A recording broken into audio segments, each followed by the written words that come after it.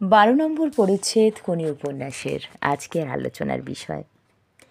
সংক্ষেপে তোমাদের সঙ্গে একটু আলোচনায় আসি। অবশেষে কোনি বাংলা সাঁতার দলে জায়গা পায়। হরিচরণ মিত্তির আর তার সঙ্গীরা বাধা দিতে চাইলেও প্রণবেন্দু বিশ্বাসের নাছোড়বান্দা জোড়াজুড়িতে কোনিকে দলে নিতে বাধ্য হয় হরিচরণ। প্রণবেন্দু জানায় যে কোনিকে দলে না নিলে সে তার বালিগঞ্জ ক্লাবের মেয়েদের নিয়ে চলে যাবে, প্রতিযোগিতায় অংশ নেবে না। মাদ্রাজ যাওয়ার ট্রেনে ক্ষিতীশকে দেখে হরিচরণ বিরক্ত হয়। বিনা টিকিটে ভ্রমণের জন্য ক্ষিতীশ চেকারের কাছে ধরা পড়ে, রেল পুলিশের হেফাজতে চলে যায়। এই ছিল আমাদের 12 নম্বর পরিচ্ছেদ। এবার 12 নম্বর পরিচ্ছেদের একটা এক্সট্র্যাক্ট আলোচনা করি। তুমুল হইচই পড়ে গেল প্রণবেন্দুর কথায়। এখানে কোন কথার কথা বলা হয়েছে? প্রণবেন্দু কে? কারা কেন প্রণবেন্দুর কথায় বিরোধিতা করেছিল? হইচই করার প্রধান উদ্দেশ্য কী ছিল বলে তোমার মনে হয়?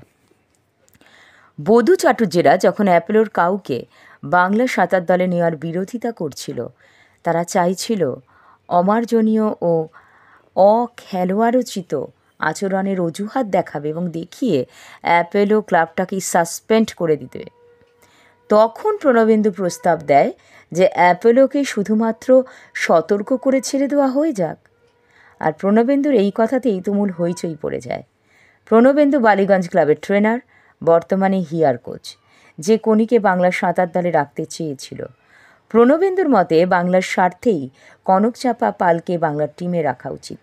বিএস নির্বাচন সভায় ধীরেন ঘোষ, বধূ চাটুর্যেরা প্রণবেন্দুর কথার বিরোধিতা করেছিল, কারণ তারা চাইতো একসময়ের জুপিটারের চিফ ট্রেনার ক্ষিতীশ আর তার স্টুডেন্ট কোনি যেন সাঁতার প্রতিযোগিতায় অংশ না নিতে পারে।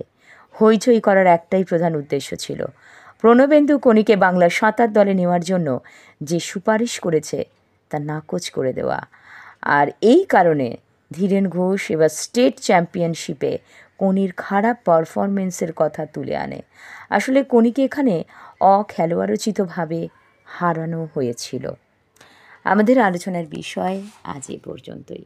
পরে আবার ফিরে আসব। ভালো থেকো সবাই।